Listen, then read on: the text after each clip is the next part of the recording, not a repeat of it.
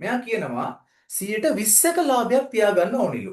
ඒකේ තේරුම පුතේ රුපියල් 100ක් වියදම් කරොත් යම්කිසි භාණ්ඩයක් ගන්න එයා ඒකට 20ක් වැඩිපුර හම්බ කරන්න බලාපොරොත්තු වෙනවා. තේරුණාද කිව්වද? රුපියල් 100ක් ගත්තොත් යම්කිසි භාණ්ඩයක් වෙනුවෙන් වියදම් කරොත් ඒ රුපියල් 100ක් ඒ 100ට අමතරව වැඩිපුර 20ක් බලාපොරොත්තු වෙනවා. ඒ කියන්නේ 100ක භාණ්ඩයක් විකුණන්න ඕනි 120ට. මම මේ පෑන ගන්නවා රුපියල් 100ට. මම මේක විකුණලා 120ක ලාභයක් ලබනවා කියන්නේ මේක විකුණන්න වෙන්නේ 120ට. ඔතනින් තමයි මේක පටන් ගන්නෙ. එහෙනම් ගත්ත මිල 4000ක් වෙච්ච භාණ්ඩය විකුණන්න බලාපොරොත්තු වෙන්නේ 100ට 20ක ලාභයක් තියාගෙන. මම මෙහෙම ගන්නවා. අපෙන් අහන්නේ ලකුණු කළ මිලනේ. ලකුණු කළ මිල.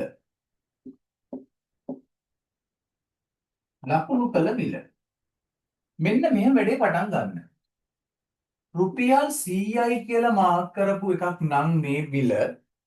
ඒ කියන්නේ ගහලා තියෙන්නේ 100යි කියලා. ගත්තේ 100යි නම්. මම වියදම් කරේ 100යි. 100ක් වියදම් කරපු භාණ්ඩේ ගහන්න ඕනි 120යි කියලා.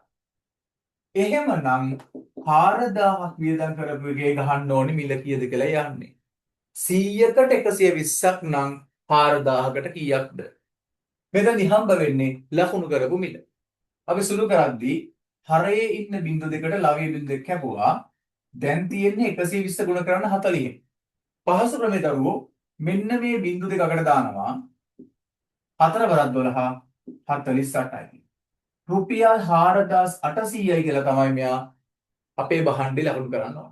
ඒ තියෙන්නේ පළවෙනි එකේ උත්තරය වෙලෙන්දා සලකුණු කරන්න බෑග් එකේ 4800යි කියලා. පැහැදිලිද? තේරුණාද? ඊට පස්සේ වට්ටම ලබා දුන් පසු බෑගේ විකුණන මිල. දැන් හිතන්න ඔයාලා කඩවල වලට යනවානේ.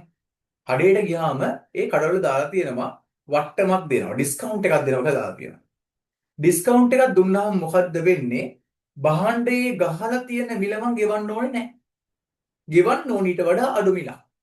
එහෙනම් ඩිස්කවුන්ට් එකක් දුන්නාම භාණ්ඩයේ මිල යම් මට්ටමක් පල්ලෙහාට යනවා. මෙයා කියනවා මේ බෑගේ විකුණන්න ආපුවාම 10%ක වට්ටමක් දෙනවලු. ලකුණු කළ මිල. දැන් ඔන්න කස්ටමර්ට පේන්නේ භාණ්ඩයේ මිල රුපියල් 4800යි කියලානේ. අපෙන් අහන්නේ බෑගය විකුණන ලද මිල. මම මේ ක්‍රම දෙකකට කියලා දෙන්නම්. පළවෙනි එකේ මට වට්ටම හොයන්න පුළුවන්. වට්ටම හොයන්න පුළුවන්. 10%යිනේ. ඒ කියන්නේ රුපියල් 100ක භාණ්ඩයකින් 10ක් අඩු වෙනවා. 10%යි වට්ටම කියන එකේ තේරුම 100ක භාණ්ඩයකින් 10ක් අඩු වෙනවා කියන එක. 100ක භාණ්ඩයකින් 10ක් අඩු වෙනවා නම් 4800ක භාණ්ඩයකින් කීයක් අඩු වෙනවාද? අර වගේමයි මේ දෙන්නට මේ දෙන්න කැපිලා ගියා 48 වරක් 10 480ක් මිල අඩු වෙනවා. එහෙනම් මේ කස්ටමර්ට ගෙවන්න ඕනි 4800ට වඩා 480ක් අඩු වෙන්නේ. එම නිසා අපෙන් අහන්නේ වික්ක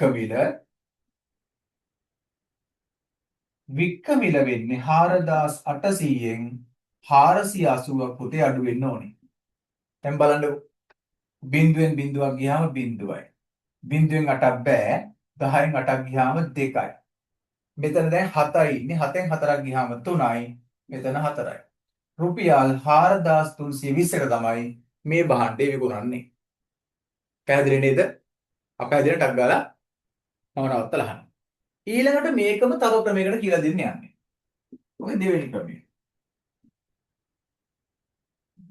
ඒකෙන් වික්කමිල එකපාර ගන්න පුළුවන්. වෙන්නේ මෙහෙමයි. රුපියල් 100ක භාණ්ඩයකින් 100ට 10ක වට්ටමක් දෙනවා කියනවනේ. වට්ටමක් දුන්නාම මේ මිල මොකද වෙන්නේ? පල්ලෙහාට යනවා. ඒ කියන්නේ 100ක භාණ්ඩයක් විකුණන්නේ 10ක් අඩුවෙන් කියන්නේ 90ට. 100ක භාණ්ඩයක් 90ට විකුණනවා නම් අපේ භාණ්ඩේ ගහලා තියෙන 4800යි. ඒක විකුණන්නේ කීයටද? මේ දෙන්නාට මේ දෙන්න කැපිලා ගියා. 48 වැඩි කරනවා 90ෙන්. අගට දැම්මා බිංදුවක්. 9 වරක් 8 72යි. 7ක් ඉතුරුයි. 9 වරක් 4 36යි. 36යි 7යි 40 තුනනේ. 9 වරක් 8 72යි.